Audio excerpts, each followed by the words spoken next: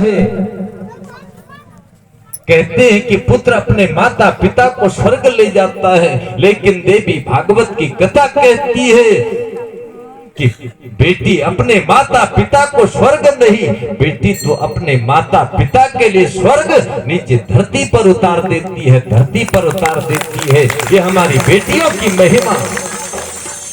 तो देखो हमारे पहाड़ में, देखो हमारी बेटियां कितना काम करती हैं। इसलिए नारेबाजी करनी पड़ती है कि बेटी बचाओ और बेटी पढ़ाओ। तो इसलिए देश में बेटियों को देवी के रूप में समझा जाना चाहिए। आज कई लोग भैया बेटियों पर अन्याय करते हैं, कितने ही बेटियों को गर्भ में ही समाप्त कर देते हैं। और बेटियों का जीवन कठिन जीवन है, इसलिए पहली देवी जो है उसका नाम है शैलपुत्री। वो पहाड़ की बेटी है, कठिन जीवन जीने का अभ्यास है।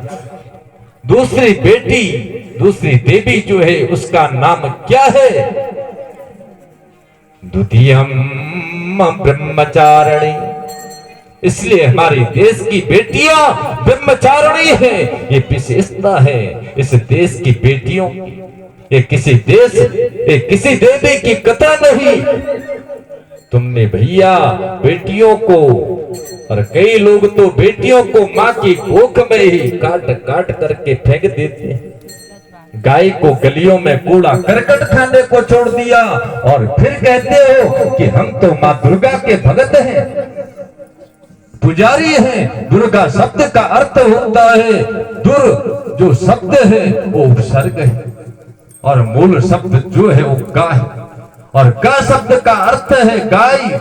लेकिन इस देश में मिट्टी की दुर्गा बना बना करके पूजी जाती है, लेकिन जो असली दुर्गा गाय है उसका क्या हाल है देख लो, और जो असली दुर्गा कन्या है उसका क्या हाल है देख लो।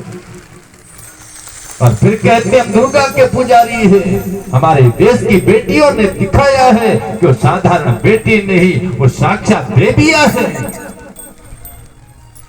खूब लड़ी मर्दानी हो तो झांसी वाली रानी थी, बुंदेलों और बोलों के मुख हमने सुनी कहानी थी।